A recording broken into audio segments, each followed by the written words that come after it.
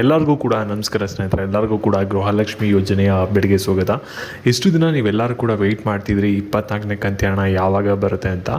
Finally ರಾಜ್ಯ ಸರ್ಕಾರದವರು 24ನೇ ಕಂತು ಹಣನ ಬಿಡುಗಡೆನ ಮಾಡಿದರೆ ನೀವು ಕೂಡ ಪ್ರತಿದಿನ ಅಬ್ಸರ್ವ್ ಮಾಡ್ತಾ ಇರೋ ನ್ಯೂಸಲ್ಲಿ ಗೃಹಲಕ್ಷ್ಮಿ ಯೋಜನೆ ಬಗ್ಗೆನೇ ಏನೇನು ಚರ್ಚೆ ಆಗ್ತಿದೆ ಅಂತ.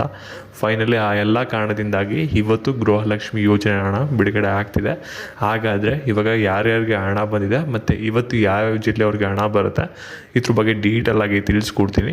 ನೀವು ಪ್ರತಿ ತಿಂಗಳು ಕೂಡ ಗೃಹಲಕ್ಷ್ಮಿ ಯೋಜನೆ ಅಡಿ ಹಣನ ಪಡ್ಕೋತಾ ಇದ್ದರೆ ಈ ಒಂದು ವಿಡಿಯೋನ ಮತ್ತೆ ಬಂದು ಸ್ಕಿಪ್ ಮಾಡ್ದಾನೆ ಕೊನೆವರೆಗೂ ಕೂಡ ನೋಡಿ, ಎಲ್ಲ ವಿಷಯದ ಬಗ್ಗೆ ಕೂಡ ತಿಳ್ಕೊತೀರಾ. ಅದಕ್ಕಿಂತ ಮುಂಚೆ ಯಾರು ಚಾನಲ್ ಸಬ್ಸ್ಕ್ರೈಬ್ ಮಾಡ್ಕೊಂಡ್ರಲ್ಲ ಪ್ರತಿಯೊಬ್ಬರು ಕೂಡ ಸಬ್ಸ್ಕ್ರೈಬ್ ಮಾಡ್ಕೊಳ್ಳಿ. ಹಾಗೆ ಪ್ರತಿಯೊಬ್ಬರು ಕೂಡ ವಿಡಿಯೋಗೊಂದು ಲೈಕ್ ಕೊಡಿ. ಯಾಕೆಂದರೆ ಮಾಡೋ ಒಂದೇ ಒಂದು ಸಣ್ಣ ಲೈಕ್, ಒಂದು ಸಬ್ಸ್ಕ್ರೈಬಿಂದ ನಿಮ್ಗೆ ಇದೇ ರೀತಿ ಕಂಟಿನ್ಯೂಸ್ ಆಗಿ ಅಪ್ಡೇಟ್ಸ್ಗಳನ್ನ ನೀಡ್ತಾ ಇರ್ಬೋದಾಗಿರುತ್ತೆ. ಇವಾಗ ನಿಮ್ಗೆಲ್ಲರಿಗೂ ಕೂಡ ಆಲ್ಮೋಸ್ಟ್ ಏನಾಗಿದೆ ಅಂದರೆ 23ನೇ ಕಂತಿನವರೆಗೂ ಕೂಡ ಹಣ ಬಂದಿದೆ. ಇಲ್ಲಿ ನೀವೆಲ್ಲರೂ ಕೂಡ ವೆಯ್ಟ್ ಮಾಡ್ತಿದ್ದು 24ನೇ ಕಂತಿ ಹಣ ಯಾವಾಗ ಬರುತ್ತೆ ಅಂತ. ಮತ್ತು ರಾಜ್ಯ ಸರ್ಕಾರದವರು ನಿಮಗೆ ಒಂದು ತಿಂಗಳು ಹಣ ಏನಾದರೂ ಬಿಡುಗಡೆ ಮಾಡೋದನ್ನ ಮಿಸ್ ಮಾಡ್ತು ಅಂದರೆ ಅವ್ರಿಗೆ 2500 ಕೋಟಿ ಉಳಿಯುತ್ತೆ. ಮತ್ತು ಹಣ ಕೊಡಬೇಕು ಅಂದರೂ ಕೂಡ ಅಷ್ಟೇ 2500 ಕೋಟಿನವ್ರು ಖರ್ಚು ಮಾಡಬೇಕಾಗುತ್ತೆ. ಯಾಕೆಂದರೆ 1 ಕೋಟಿಗೂ ಅಧಿಕ ಜನ ಮಹಿಳೆಯರು ಇರ್ತಾರೆ ಗೃಹಲಕ್ಷ್ಮಿ ಯೋಜನೆ ಅಡಿ. ಇವಾಗ ನಿಮ್ಗೆಲ್ಲರಿಗೂ ಕೂಡ ಕಾಮನ್ ಆಗಿ ಡೌಟ್ ಇರೋದೇನೆಂದ್ರೆ, ಇವಾಗ ಗೃಹಲಕ್ಷ್ಮಿ ಯೋಜನೆ ಹಣ ಬಿಡುಗಡೆ ಆಗಿದೆ ಅಂತ ಹೇಳ್ತಾ ಇರಾ, ಆದರೆ ನಮಗೆ ಗೃಹಲಕ್ಷ್ಮಿ ಯೋಜನೆಯ ಹಣನೇ ಬಂದಿಲ್ಲ, ಯಾವಾಗ ಬರುತ್ತೆ ಅಂತ ಡೆಫಿನೆಟ್ಲಿ ನೀವೆಲ್ಲರೂ ಕೂಡ ಕೇಳ್ತೀರಾ. ಇದ್ರ ಬಗ್ಗೆ ಇವಾಗ ಡೀಟೇಲ್ ಆಗಿ ತಿಳಿಸ್ಕೊಡ್ತೀನಿ. ಇವಾಗ ಯಾವ ಜಿಲ್ಲೆಗಳಿಗೆ ಹಣ ಬಂದಿದೆ ಮತ್ತು ಹಣ ಬಂದಿಲ್ಲ ಅಂದರೆ ಇವತ್ತು ನಿಮಗೆ ಯಾವತ್ತು ಹಣ ಬರುತ್ತೆ ಮತ್ತು ಯಾವ ರೀತಿ ಹಣ ಬಿಡುಗಡೆ ಆಗ್ತಿದೆ ಅದ್ರ ಬಗ್ಗೆ ತಿಳಿಸ್ಕೊಡ್ತೀನಿ. ಗಮನ ಇಟ್ಟು ನೋಡ್ತಾ ಹೋಗಿ. ಇಲ್ಲಿ ನೋಡಿ, ಗೃಹಲಕ್ಷ್ಮಿ ಯೋಜನೆ ಹಣ ಏನು ಮಾಡಿದ್ದಾರೆ ಅಂದರೆ ಇದನ್ನ ಒಂದು 4 ಬ್ಯಾಚಾಗಿ ಡಿವೈಡ್ ಮಾಡ್ಕೊಂಡಿದ್ದಾರೆ. ಇಲ್ಲಿ ಮೊದಲೇ ಸಲ ಹಣ ಬಿಡುಗಡೆ ಮಾಡಿದ ತಕ್ಷಣ ಒಂದು 20 ಲಕ್ಷ ಜನರಿಗೆ ಹಣ ಹೋಗುತ್ತೆ. ಅದಾದಮೇಲೆ 2ನೇ ಹಂತದಲ್ಲಿ ಒಂದು 50 ಲಕ್ಷ ಜನಕ್ಕೆ ಹೋಗುತ್ತೆ. ನೆಕ್ಸ್ಟ್ ಇನ್ನೊಂದು ಹಂತದಲ್ಲಿ ಒಂದು 15 ಲಕ್ಷ ಜನಕ್ಕೆ ಹೋಗುತ್ತೆ. ಇನ್ನೊಂದು ಹಂತದಲ್ಲಿ ಇನ್ನು ಎಷ್ಟು ಜನ ಉಳಿದಿರ್ತಾರೆ ಅವ್ರಿಗೆಲ್ಲರಿಗೂ ಕೂಡ ಪೇಮೆಂಟ್ ಮಾಡಿ ಕ್ಲಿಯರ್ನ ಮಾಡ್ತಾರೆ. ಯಾಕೆಂದರೆ ಒಂದೇ ಸಲ ಹಣಕ್ಕೆ ಹೋಯ್ತು ಅಂದರೆ ಏನಾಗುತ್ತೆ ಅಂದರೆ ಅಲ್ಲಿ ಸಿಸ್ಟಮಲ್ಲಿ ಕೆಲವು ಪ್ರಾಬ್ಲಮ್ ಬರುತ್ತೆ. ಅದೆಲ್ಲನೂ ಕೂಡ ಅವಾಯ್ಡ್ ಮಾಡಬೇಕಾಗಿರೋದ್ರಿಂದ ಈ ರೀತಿ 4 ಹಂತಗಳಲ್ಲಿ ನಿಮ್ಗೆ ಹಣನ ಬಿಡುಗಡೆನ ಮಾಡ್ತಾರೆ.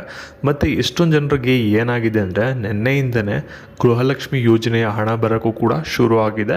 ಮತ್ತು ನಿಮ್ಗೆ ಯಾರಿಗಾದರೂ ಗೃಹಲಕ್ಷ್ಮಿ ಯೋಜನೆದು ಹಣ ಬಂದಿದೆ ನೆನ್ನೆ ಅಥವಾ ಇವತ್ತು ಅಂದರೆ ಪ್ರತಿಯೊಬ್ಬರು ಕೂಡ ವಿಡಿಯೋಗೊಂದು ಲೈಕ್ ಮಾಡಿಬಿಟ್ಟು ಕಮೆಂಟ್ ಮುಖಾಂತರ ತಿಳಿಸಿ.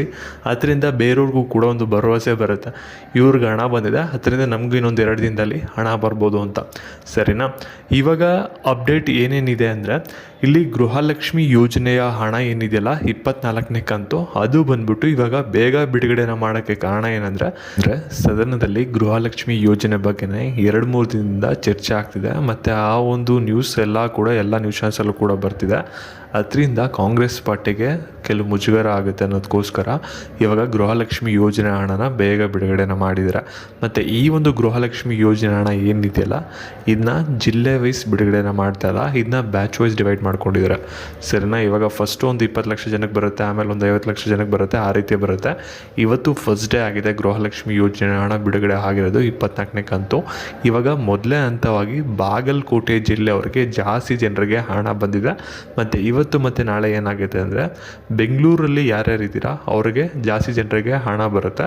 ಅದಾದಮೇಲೆ ಏನಾಗುತ್ತೆ ಅಂದರೆ 3ನೇ ಹಂತದಲ್ಲಿ ಅಂದರೆ ಈ ತಿಂಗಳು ಕೊನೆಯ ವಾರದಲ್ಲಿ ಇವಾಗ ಬೇರೆ ಜಿಲ್ಲೆಯವರು ಏನೇನಿದ್ದೀರಾ ನಿಮಗೆ ಎಲ್ಲರಿಗೂ ಕೂಡ ಹಣ ಬರುತ್ತೆ.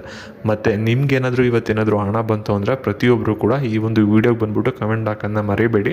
ಮತ್ತು ನಿಮಗೆ ಏನಾದರೂ ಇವತ್ತು ಹಣ ಬಂದಿಲ್ಲ ಅಂದರೆ 30ನೇ ತಾರೀಕುವರೆಗೂ ಕೂಡ ವೆಯ್ಟ್ ಮಾಡಿ, ಡೆಫಿನೆಟ್ಲಿ ನಿಮಗೆ ಹಣ ಬರುತ್ತೆ. ಮತ್ತು ಈ ಒಂದು ವೀಡಿಯೋನ ಎಲ್ಲರಿಗೂ ಕೂಡ ಶೇರ್ ಮಾಡಿ.